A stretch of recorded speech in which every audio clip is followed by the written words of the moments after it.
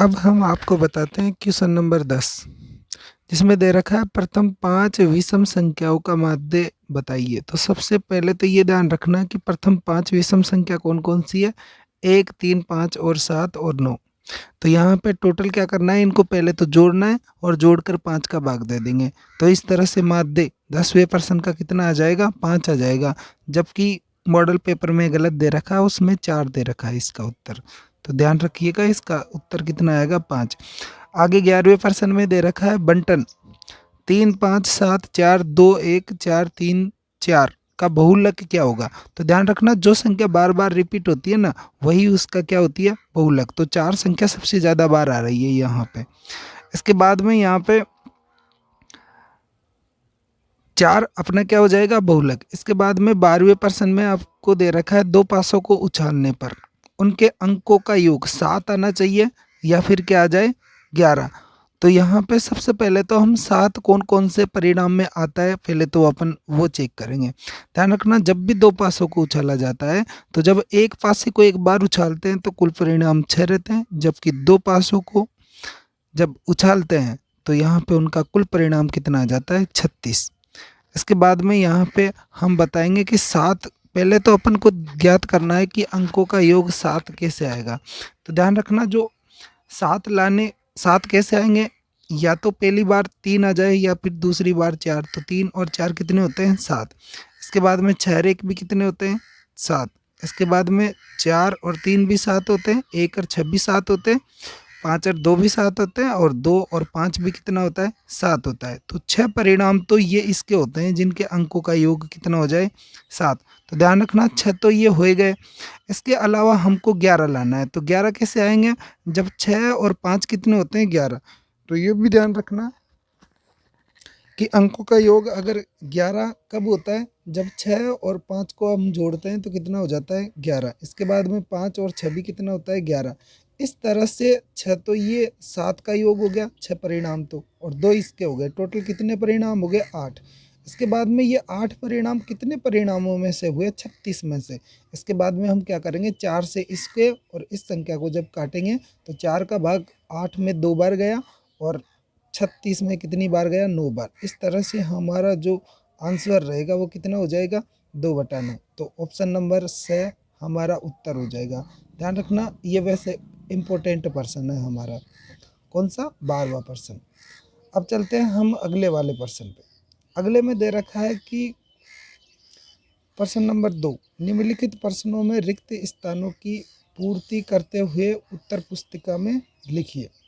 सबसे पहले तो हमको क्या पता रखना है कि यहाँ पे अपन को क्या दे रखी है? 2 रेखिक समीकरण दे रखी है। कितनी? 2।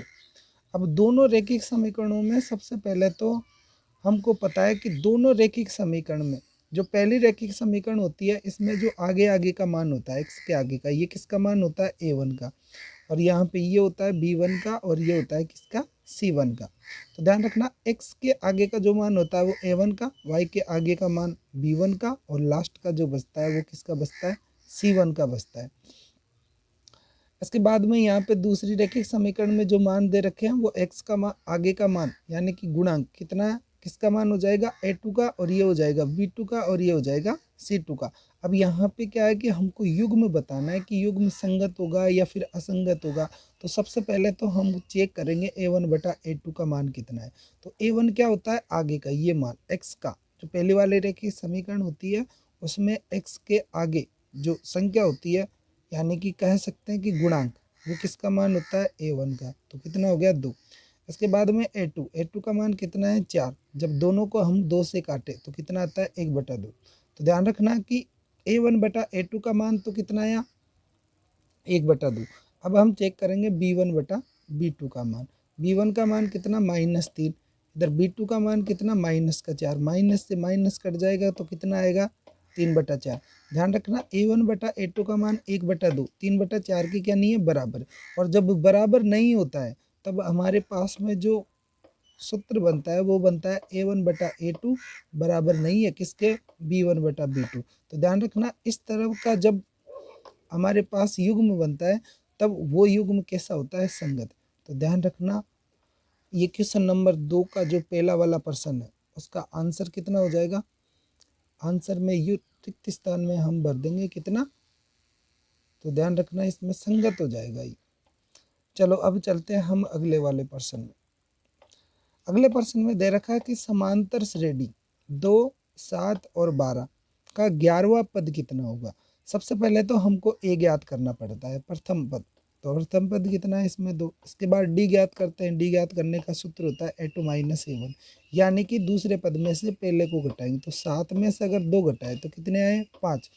अब हमको ज्ञात क्या करना है, 11वां पद। अब 11वां पद ज्ञात करने का सूत्र होता है a प्लस 10d। क्या होता है, a प्लस 10d।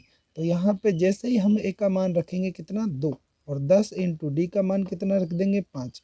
इस तरह से 2 प्लस 10 को जब 5 से गुणा करें तो 50, और 50 और 2 कितने हो गए, 52। तो ध्यान रखना जो क्वेश्चन नंबर 2 है इसका आंसर कितना हो जाएगा, 52। इसके बाद देखते हैं क्वेश्चन नंबर 3। दे रखा है एक वर्त में अधिक से अधिक जीवाएं खींची जा सकती है। कितनी जीवा हम खींच सकते हैं, तो ध्यान रखना इसका आंसर रहेगा अनंत। कितनी जीवाएं खींच सकते हैं, अनंत। अगर वो पूछे एक वर्त पर कितनी स्पर्श रेखाएं खींच सकते हैं, तो ये भी ध्यान रखना इसका भी आंसर कितना रहेगा, अनंत ही रहेगा। ओके। अगर वो पूछे अपन से कि एक वर्त पर एक बाहर वाले बिंदु से, यानी कि वर्त के बाहर क्या है, कोई एक बिंदु है, उस बिंदु से वर्त पर कितनी स्पर्श रेखा खींच सकते हैं, तो ध्यान रखना 2 स्पर्श रेखा हम खींच सकते हैं। ये प्रश्न सबसे ज़्यादा इम्पोर्टेंट रहेगा। तो ध्यान रखना ये तीसरा प्रश्न सबसे ज़्यादा इम्पोर्टेंट रहेगा वैसे तो इसमें। अब आता है एक्स अक्ष पर स्थित प्रत्येक बिंदु की कोटि का मान। मतलब एक्स अक्ष पर अपन को स्थित प्रत्येक बिंदु की किसका मान चाहिए, कोटि का मान चाहिए। अब कोटि क्या होता है, वाई एक्स का मान। क्या होता है, वाई एक्स का मान। तो ध्यान रखना एक्स अक्ष पर जब वो पूछे कोटि का मान तो कितना होता है, 0 होता है। कितना होगा, 0। तो यहाँ पर रिक्त स्थान में हम भर देंगे कितना, 0। सबसे पहले हम आपको ये भी बता देते हैं कि जो भुज और कोटि है वो क्या होते हैं। तो सबसे पहले तो ध्यान रखना एक्स अक्ष का जो मान होता है, किसका मान, एक्स अक्ष का मान, वो तो क्या कहलाता है, हमारा भुज कहलाता है। जबकि वाई अक्ष का जो मान होता है, वाई अक्ष का मान वो क्या कहलाता है, कोटि कहलाता है। जैसे हम मान लेते हैं कि एक बिंदु है 2 और 3, तो इसमें भुज और कोटि बताइए। तो ध्यान रखना 2 तो क्या हो जाएगा, इसमें भुज हो जाएगा। इसके अलावा जो 3 है वो क्या हो जाएगा, इसमें कोटि। तो इस तरह का क्वेश्चन पूछा जा सकता है। तो ये इम्पोर्टेंट प्रश्न है हमारा। आगे दे रखा है क्वेश्चन नंबर 5। यदि साइन थीटा बराबर कोस थीटा है तो थीटा का मान बताइए।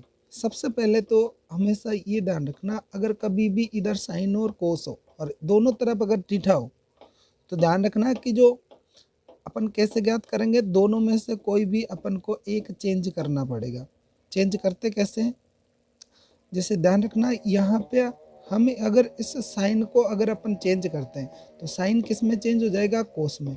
और इसको लिखेंगे क्या, 90 माइनस थीटा। वैसे भी ध्यान रखना कि हमारे पास एक सूत्र भी होता है, कौन सा वाला, कि कॉस 90 माइनस थीटा बराबर क्या होता है, साइन थीटा। इस कारण हमने साइन थीटा को किस में बदल दिया, कोस में बदल दिया।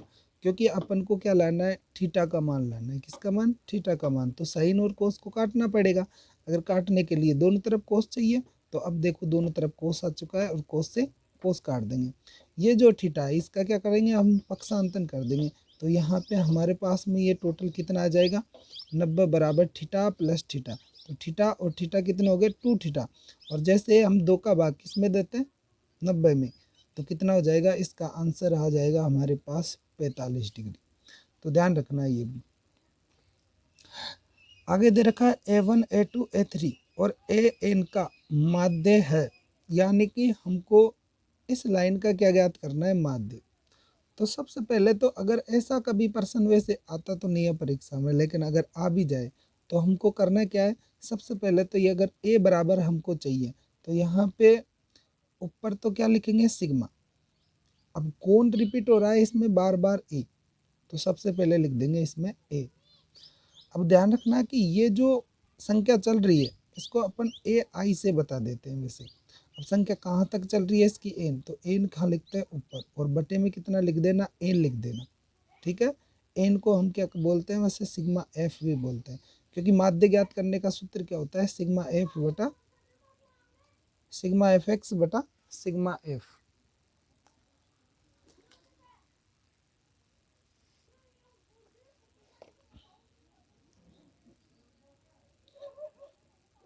आगे प्रश्न दे रखा है क्वेश्चन नंबर 3, जिसमें दे रखा है संख्या 44, 99 व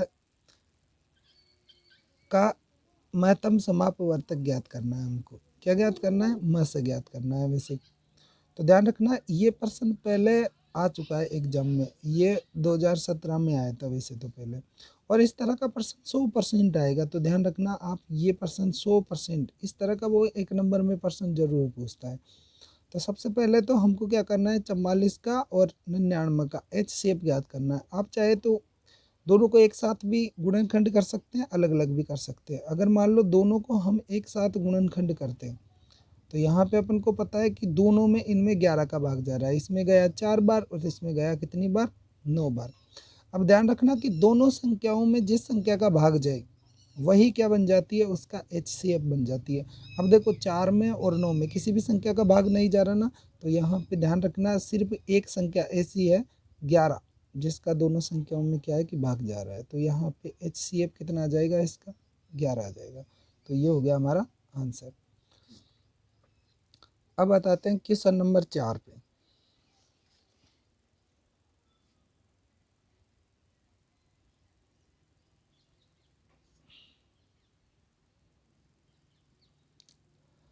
क्वेश्चन नंबर 4,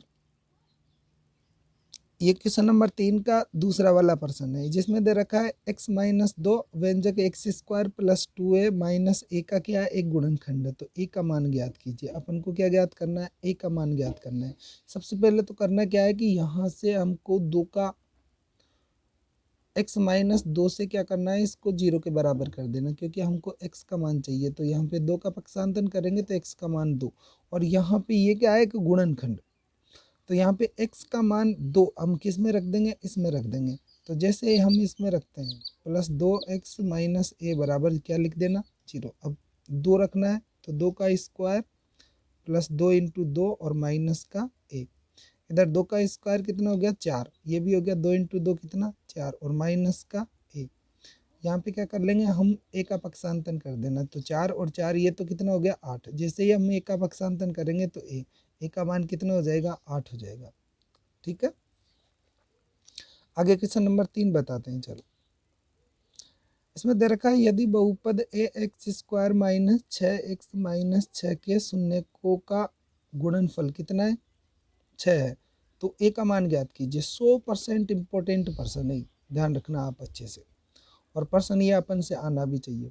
सबसे पहले तो उसने जो हमको दे रखा है या फिर जो भी हमको पूछ रखा है, तो उस पे ज़्यादा फोकस रखना है। उसने क्या बोला कि शून्यकों का गुणनफल कितना है? 6। तो सबसे पहले तो हमको शून्यकों का गुणनफल का ही सूत्र लगाना है, शून्यकों का गुणनफल।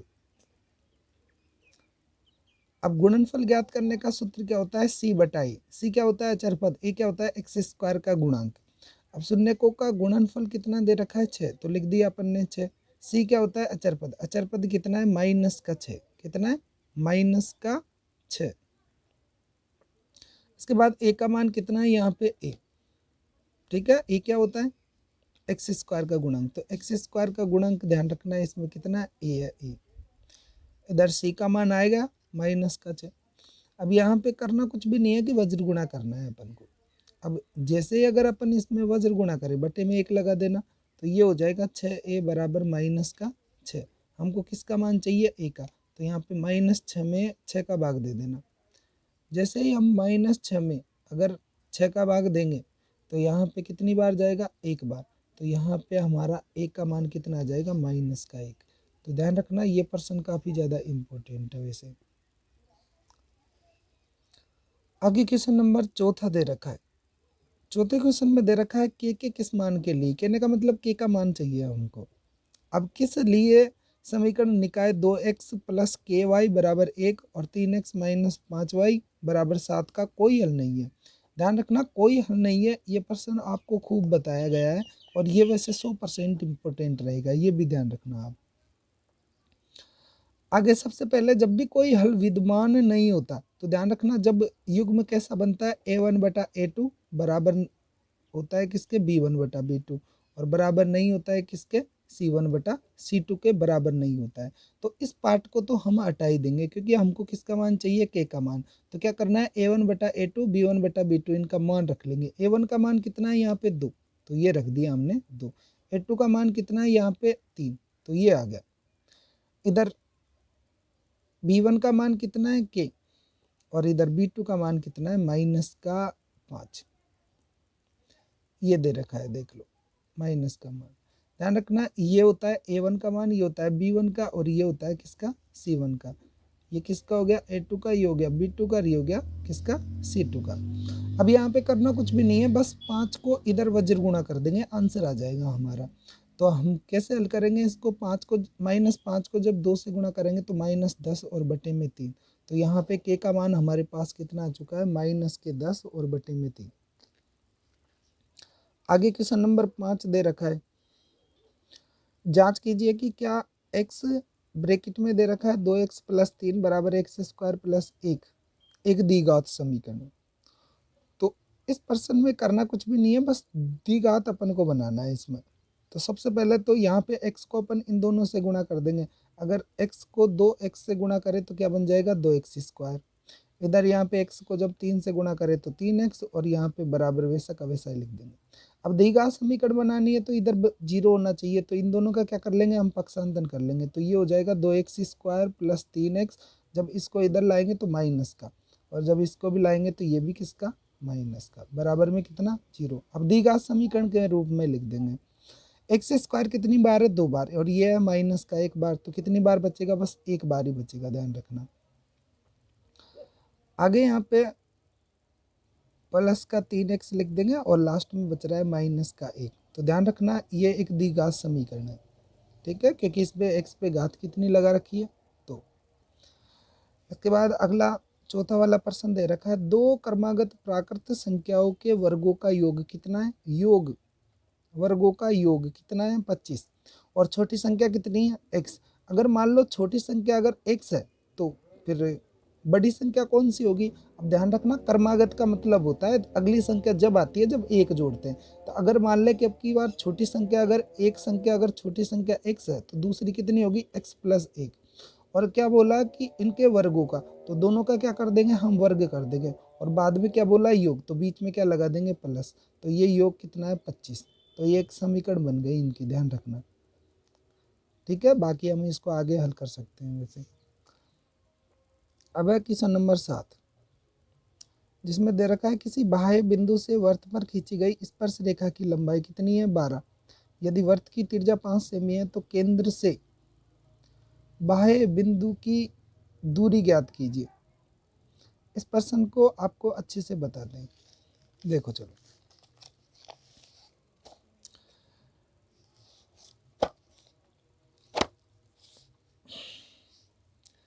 सबसे पहले तो ये हो गया एक वृत्त और ध्यान रखना कि इसकी त्रिज्या कितनी है 5। यहाँ पे बाहर एक बिंदु है, इससे अपन ने ये स्पर्श रेखा खींचती और वो पूछ रहा है कि केंद्र से इस बिंदु यानी P वाले बिंदु की दूरी। ध्यान रखना जो त्रिज्या होती है त्रिज्या वो स्पर्श रेखा के साथ 90 डिग्री बनाती है और 90 डिग्री के सामने की जो भुजा रहती है वो क्या रहती है कर्ण। क्या रहती है कर्ण।